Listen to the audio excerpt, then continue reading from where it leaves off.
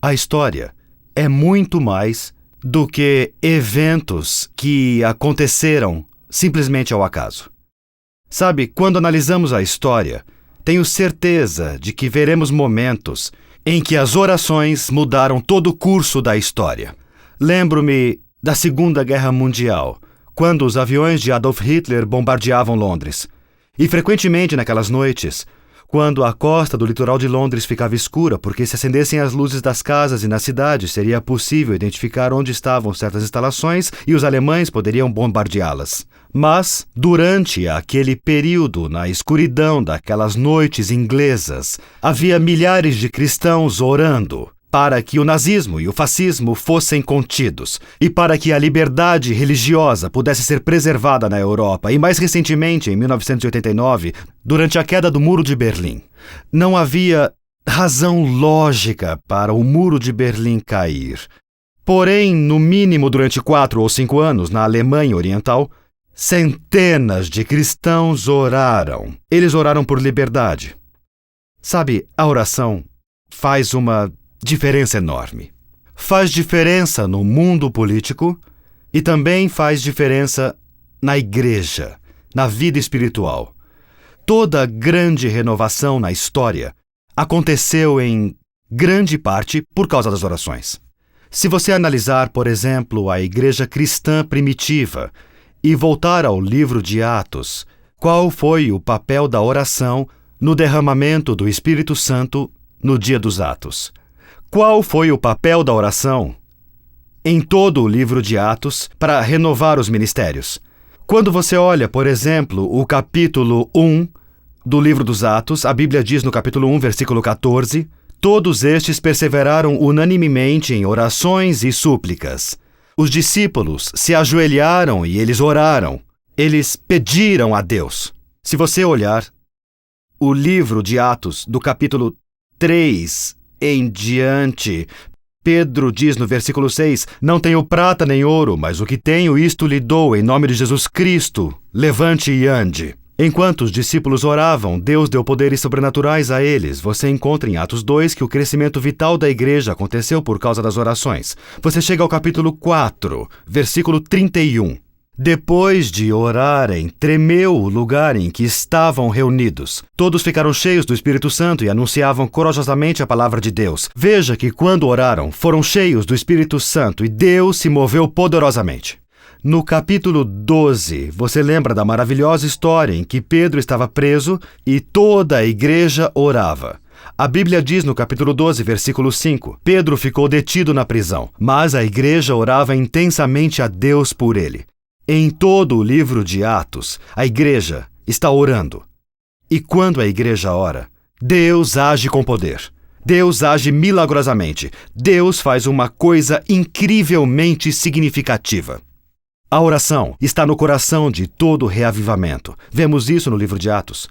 Ao longo dos séculos, quando a oração se tornou ritualística e formal, quando a oração se tornou meramente algo para conquistar mérito na Idade Média, o fogo do reavivamento da igreja perdeu força, as chamas da verdadeira cristandade quase se apagaram. Mas quando voltamos para a Reforma e vemos pessoas como Martinho Lutero e também João Hus e Jerônimo da época de antes da Reforma, vemos que esses reformadores durante a pré-reforma eram grandes homens de oração. E claro, os primeiros crentes adventistas também se reuniam frequentemente e às vezes saíam para orar durante a noite. Como sua vida de oração pode ser mais eficiente? Como sua vida de oração pode ser mais significativa? Deixe-me fazer 3 sugestões práticas. Sua mente já se desviou durante as orações? Acho que essa pergunta poderá ser respondida na próxima vez em que orar. Aqui vão algumas sugestões práticas para tornar sua vida de oração bem mais significativa. Primeira, faça uso da Bíblia como assunto para a oração. Deixe-me dar um exemplo. Frequentemente eu oro através dos Salmos. Quando você abre a palavra de Deus, está de joelhos orando. Comece a ler a Bíblia de joelhos. Um problema das orações é o seguinte: muitas pessoas dizem que a oração é uma conversa com Deus. Ela é. Mas, meu amigo, Se eu estivesse falando com você, mas não pudesse vê-lo, e você nunca respondesse para mim, talvez eu ficasse entediado com a conversa. E esse é um problema com as orações. Nós não vemos Deus, e às vezes não o ouvimos responder, e nossa mente se desvia. Usar a Bíblia como assunto da oração faz toda a diferença. Então aqui está o exemplo, aqui está a forma como eu costumo fazer. Deixe-me dar este testemunho da minha própria vida, de como uso a Bíblia como assunto para oração. Vamos ao Salmo 1. Eu estou de joelhos, lendo e orando. Como é feliz aquele que não segue o conselho dos ímpios, não imita a conduta dos pecadores, nem se assenta na roda dos zombadores, mas sua satisfação está na lei do Senhor. Enquanto leio essa passagem, eu digo, Jesus, isso é o que eu quero em minha vida. Eu quero ser o homem que não ouve o conselho de nenhum ímpio. Quero ser a pessoa que se satisfaz em tua lei. Senhor, quero meditar em tua lei. Senhor, quero ser como a árvore plantada junto a ribeiros de águas. Quero dar frutos em abundância para teu reino. Quero me encher de alegria. Então, enquanto leio a Bíblia, em particular os Salmos, o Salmo se torna o assunto da oração. Então, de joelhos, leia alguns versos. Enquanto lê, deixe o Espírito gravar na sua mente. E enquanto o Espírito grava em sua mente, você vai repetindo para Deus as mesmas palavras que Deus está colocando em sua mente. Deixe-me dar outro exemplo do Salmo 32. Estou dando 3 formas para tornar sua vida de oração mais significativa. Salmo 32. Como é feliz aquele que tem suas transgressões perdoadas. Ó Jesus, ajude minha transgressão e meu pecado a serem perdoados. Nunca permita que a culpa se acumule em minha vida. Então estou lendo a Bíblia. Versículo 3. Quando guardei silêncio, o meu corpo definhava de tanto gemer. Pois dia e noite a tua mão pesava sobre mim e esse sou eu. Às vezes não quero confessar meus pecados, às vezes sou muito arrogante, às vezes sou muito orgulhoso, mas, Senhor, não quero ficar em silêncio. Quero confessar meus pecados a Ti. Minha vitalidade foi transformada em calor desértico. Senhor, me falta energia e força porque a condenação e a culpa do pecado estão esmagando a minha vida. Senhor, não quero isso. Senhor, eu quero uma experiência vital, nova e significativa contigo. Versículo 7. Tu és meu abrigo, me preservarás das angústias, me cercarás de canções de livramento. Senhor, seja meu abrigo. Senhor, me preserve das angústias. Senhor, me cerque de canções de livramento. Jesus, essas são tuas palavras para mim. Eu o instruirei, ensinarei no caminho que você deve seguir, o aconselharei e cuidarei de você. Jesus, me instrua e me dê sua palavra. Meu amigo, torne a Bíblia o assunto de suas orações. Se você fizer isso, vai encontrar uma nova vitalidade, um novo frescor em sua vida de oração. A segunda coisa que eu achei muito útil, tire do seu bolso uma caneta ou um lápis. Pegue um pedaço de papel e escreva nesse pedaço de papel algo muito simples. É só pegar um papel e escrever. Então, escreva coisas bem específicas pelas quais quer orar. E eu uso um modelo que se chama modelo ACTS, A-C-T-S. Tenho certeza que em português também vai funcionar. Em ACTS, A é para adoração, o C é para confissão, o T é para testemunho e o S é para súplica. Então, eu escrevo o seguinte.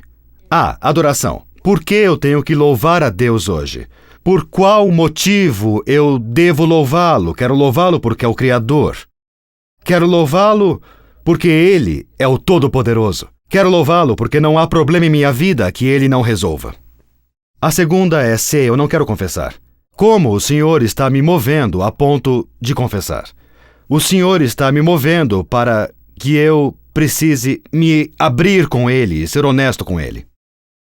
A terceira é T de testemunho. O que posso dizer? Sou grato pela minha esposa, meus filhos, meu trabalho, minha saúde. Qual é o meu testemunho? Súplica. O que quero pedir a Ele.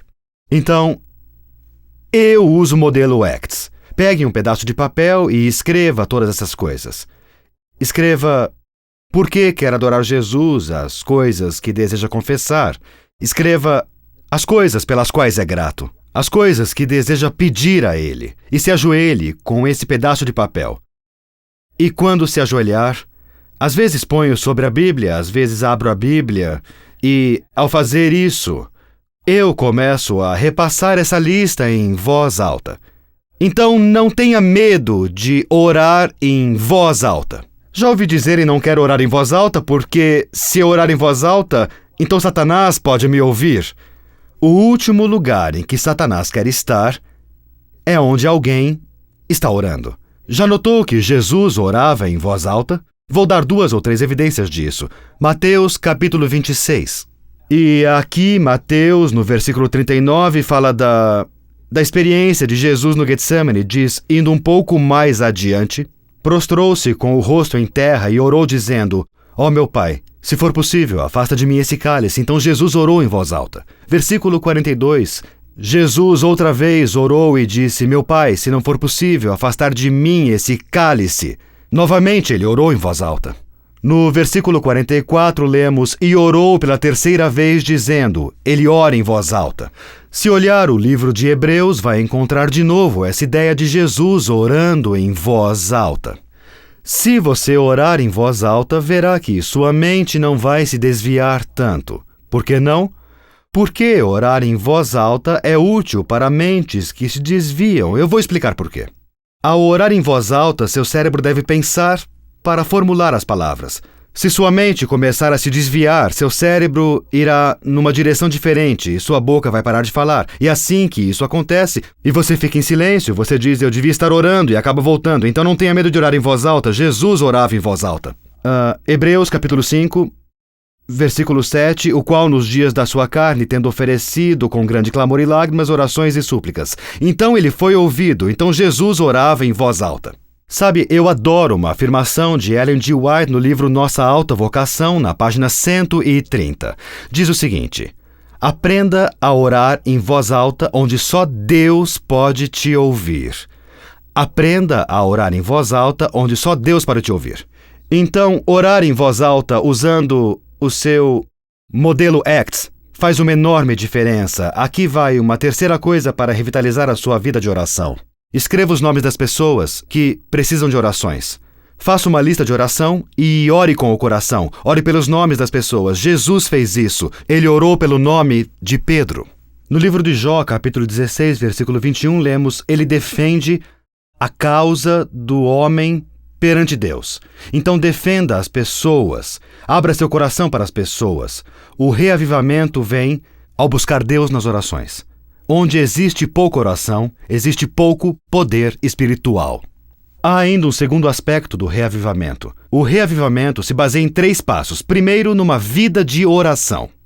Mas se você orar e não seguir os 2 passos seguintes, a chama do reavivamento vai queimar pouco. O segundo passo é, o reavivamento vem quando saturamos nossa mente com a palavra de Deus. Já notou o número de vezes no livro dos Salmos, no Salmo 119 particularmente, que fala sobre o reavivamento pela oração? Deixe-me dar alguns exemplos bem específicos. Salmo 119, versículo 25. Agora estou prostrado no pó. Preserva a minha vida conforme a tua promessa. Notem, preserva a minha vida conforme a tua promessa. Notem também no Salmo 119, versículos 49 e 50. Lembra-te da tua palavra ao teu servo, pela qual me deste esperança. Este é o meu consolo no meu sofrimento. A tua promessa dá-me vida. Versículo 81. Estou quase desfalecido, aguardando a tua salvação, mas na tua palavra coloquei a minha esperança. Nós vemos com frequência que a Bíblia fornece a base para a nossa vida espiritual. Quando lemos a palavra de Deus, a vida se transforma. Há pouco tempo, um cristão adventista muito comprometido me ligou. E ele me perguntou, Pastor Mark, pode me dar conselhos para eu estudar a Bíblia de forma mais eficiente? Ele disse, quero ter uma vida mais significativa estudando a Bíblia. Quero ter uma experiência mais vital com Deus ao estudar a Bíblia. Como você estuda a Bíblia? Diga o que existe na Bíblia que a torna tão especial para você. Sabe, é bem possível perder a empolgação para estudar a Bíblia. Então, como estudar a Bíblia de forma mais significativa? Tem uma coisa que eu sigo. Na verdade, Tem 3 passos que eu sigo quando estudo a Bíblia. Vamos supor que eu estou estudando o Evangelho. Vamos supor que eu estou estudando a história de Jesus e o barco, e ele está cruzando o mar da Galileia de barco. Quando abro as Escrituras para ler, claro, em Marcos capítulo 4, quando eu abro para ler, a primeira coisa que começo a fazer é visualizar o que estou lendo. Eu começo a ler, estou lendo sobre Jesus, adormecido, dentro do barco e visualizando Jesus lá. Ele teve um dia difícil e está dormindo. Depois, visualizo a tempestade que chega e conforme leio sobre a tempestade, eu tento visualizá-la e o que está acontecendo. E eu imagino as ondas furiosas do mar da Galileia, o céu fechado, o som dos trovões, a luz dos raios, as ondas atingindo o barco se enchendo de água. Eu imagino a aparência dos discípulos, com seus cabelos molhados, suas roupas molhadas e, enquanto vejo tudo isso na minha mente, tento retratar a história para torná-la real. Então me pergunto, como os discípulos se sentiam? Eles eram experientes no mar, já tinham enfrentado tempestades. Como eles se sentiam? E que emoções vivenciaram? Eles estavam apavorados e clamaram, "Ó Jesus! Jesus, nos ajude! Vamos morrer, não se importa!" Então eu digo, como me sentiria se eu estivesse lá? E que lições posso tirar para a minha vida hoje? Navegando num barquinho pelo mar, isso pode causar temor. Isso pode causar frustração. E traz motivos para pensar que, quando o meu barco se enche de água, são os problemas da vida que posso encontrar. E às vezes eu penso, Jesus, você não se importa que vou morrer, não se importa com minhas finanças, minha saúde, minha família? Não se importa com o que está acontecendo? E me identifico com aqueles discípulos. Então visualizo Jesus se levantar, erguer a mão e dizer: aquiete-se, acalme-se. E meu coração também se enche de paz. Imagine o que está lendo. Primeiro você visualiza, depois se identifica com a história e depois medita sobre as lições que a história está transmitindo quando ler a Bíblia. Não faça leitura dinâmica. Leia pensando na questão da mulher com hemorragia. Como teria se sentido se fosse aquela mulher? Se tivesse hemorragia, semana após semana, ano após ano. Se fosse a todos os médicos e não conseguisse ajuda. Se você tivesse gastado todo o dinheiro que tinha, como você teria se sentido naquele momento? Que tipos de pensamentos você teria na sua vida? Imagine a mulher. Imagine-a como intocável. Imagine-a isolada da sociedade. Sinta o odor do corpo dela. Ela não tomou banho e não se banhou e está cheia de sangue grudado no corpo. Sinta o odor daquele corpo suado. Veja as roupas sujas que ela está usando e veja o cabelo sujo. Veja a agonia crescer, veja a falta de esperança, o desespero. Imagine a mulher. Imagine que você é a mulher. Seu marido não te abraça. Seus filhos não se sentam em seu colo. Se tivesse um fluxo menstrual como aquele seguidamente, seria considerada impura. Pense nos médicos charlatões que ela visitou. Pense na tortura, na agonia que ela passou. E pense na alegria que ela teve quando tocou as roupas de Jesus e foi curada instantaneamente. Depois se imagine como um miserável pecador cheio de feridas apodrecendo, cheio de raiva e cheio de amargura.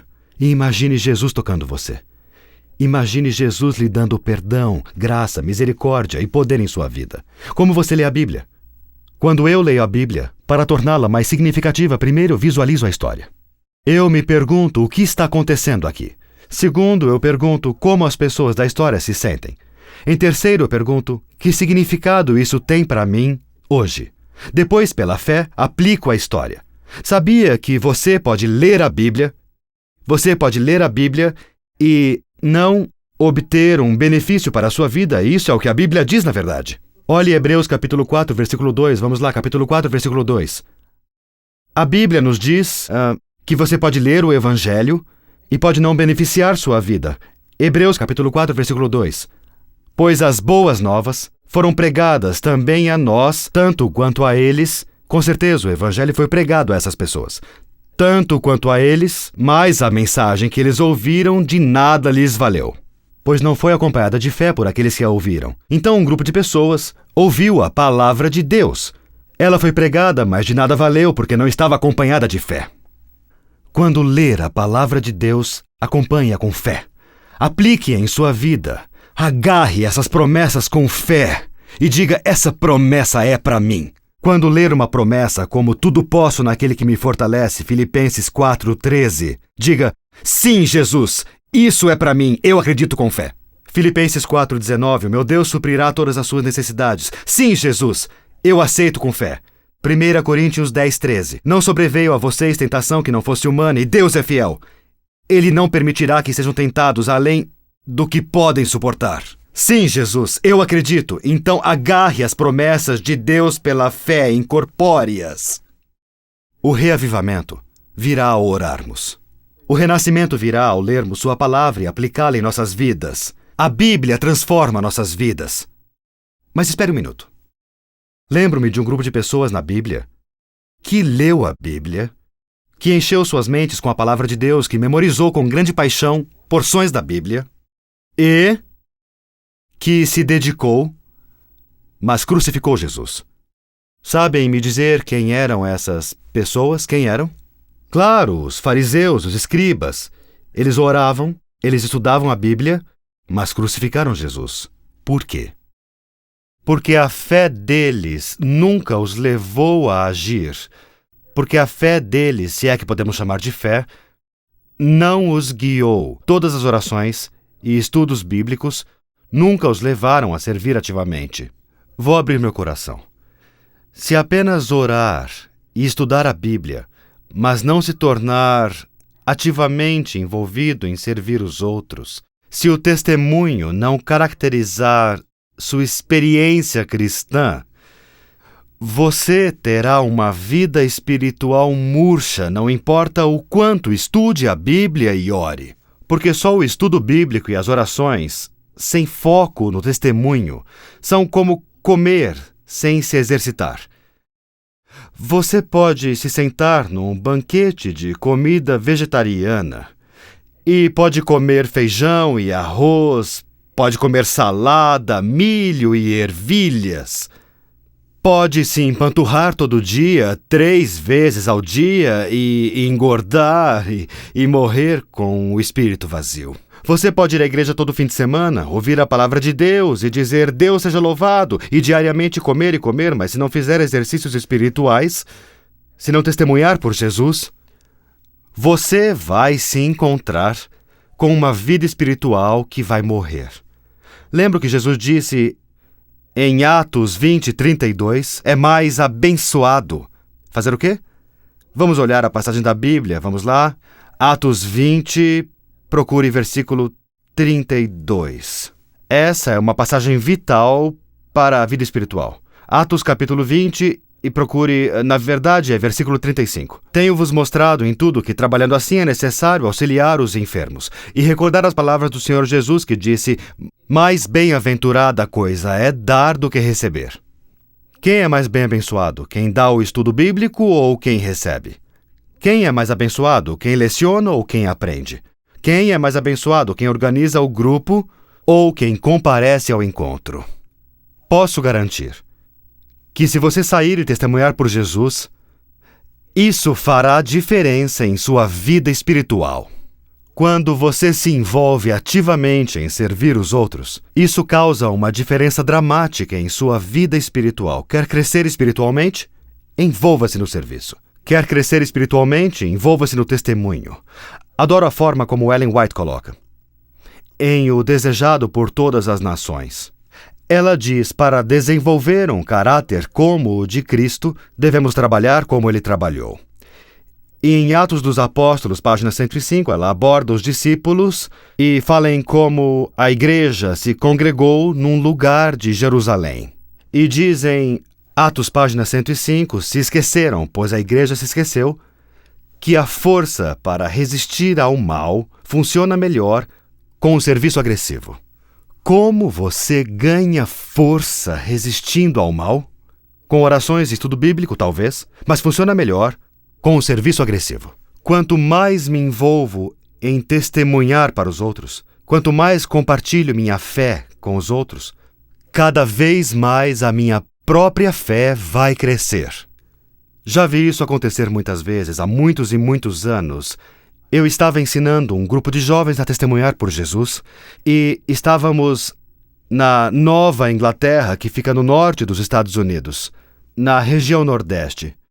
E era um dia de atividades físicas. E naquela parte do país neva muito. Eu sei que em muitos lugares da América do Sul não neva tanto assim, mas em alguns lugares até neva.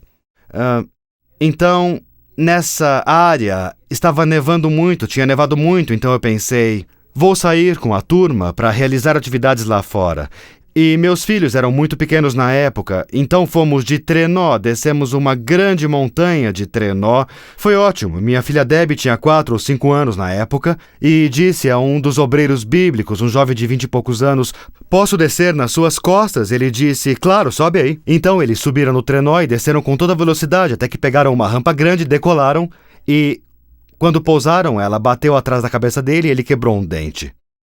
Fomos a um dentista adventista da nossa comunidade e eu disse para ele que ele havia quebrado o dente e era melhor ir ao dentista. Quando estava sentado na cadeira, o dentista perguntou, jovem, o que você faz? E ele respondeu, trabalho com o pastor Finley, pastor Mark Finley, eu dou estudos bíblicos e eu realmente adoro. E o dentista disse, eu gostaria de fazer isso um dia, mas acho que não sei como. E meu jovem amigo disse a esse dentista profissional, você frequentou uma escola adventista? Sim, respondeu o dentista, eu frequentei uma escola adventista. Frequentou um colégio adventista? Sim. Frequentou uma faculdade de medicina? Sim. E depois de tantas escolas adventistas, não sabe dar um estudo bíblico? Sabe de uma coisa? Eu nem sequer me formei no colégio e dou estudos bíblicos. Doutor, venha comigo. O doutor não pôde resistir ao convite. Então, na terça-noite, o jovem se dirigiu à bela residência do doutor adventista e ele chegou lá dirigindo o seu carro bem velho e surrado. O médico olhou aquilo, entrou e foi com ele para o estudo bíblico. E naquela noite ele estudou com 2 mulheres. Naquela noite ele deu 2 estudos bíblicos em 2 casas diferentes. E após esses estudos, felizmente, pela graça de Deus e pela providência de Deus, isso nem sempre acontece, as 2 mulheres se decidiram pelo batismo. O doutor ficou eufórico. Ele ficou incrivelmente animado. E disse ao meu jovem amigo, isso mudou minha vida.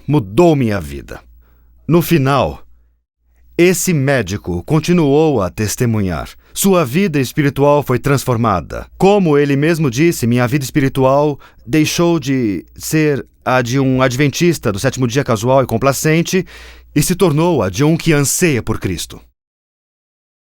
Testemunhar pode mudar sua vida. Testemunhar pode fazer uma grande diferença. Você quer experimentar o reavivamento espiritual? Entregue-se diariamente a uma vida de oração. Diariamente, abra o seu coração para Jesus em oração. Use os salmos como assunto de suas orações. Escreva o modelo Acts para adorar a Deus. Confesse seus pecados. Seja grato a Deus. Escreva o modelo Acts. Faça súplicas a Deus. Todo dia em sua vida de oração, ore por pessoas específicas. Quer um reavivamento significativo em sua vida? Quer uma vida nova em Jesus Cristo? Abra a palavra de Deus. Visualize o que acontece lá. Identifique-se com os personagens. Aplique essa fé em sua vida. Isso é o que vai ler. Quer uma nova vida espiritual pessoal? Seu coração anseia e deseja por essa vida espiritual? Então envolva-se no testemunho. Então envolva-se no serviço.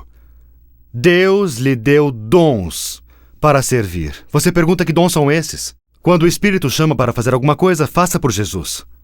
Deus nunca pede para fazer algo que não nos tenha dado poder para fazer. Deus vai fortalecê-lo. Deus vai lhe dar o poder para testemunhar por Ele. Ele tem lhe dado dons. Haja com fé. Posso orar por você agora? E pedir a Deus para agir com poder em sua vida, para lhe dar uma vida de oração, para lhe dar uma vida de estudos bíblicos vitais. E colocar em seu coração o desejo de testemunhar. Ó Jesus, agradeço por seu amor e sua graça. Obrigado por querer se comunicar conosco através da oração. Obrigado por falar conosco através de sua palavra. E obrigado porque, testemunhando para outros, vamos crescer em Jesus. Nos envie para testemunhar por você. Em nome de Cristo. Amém.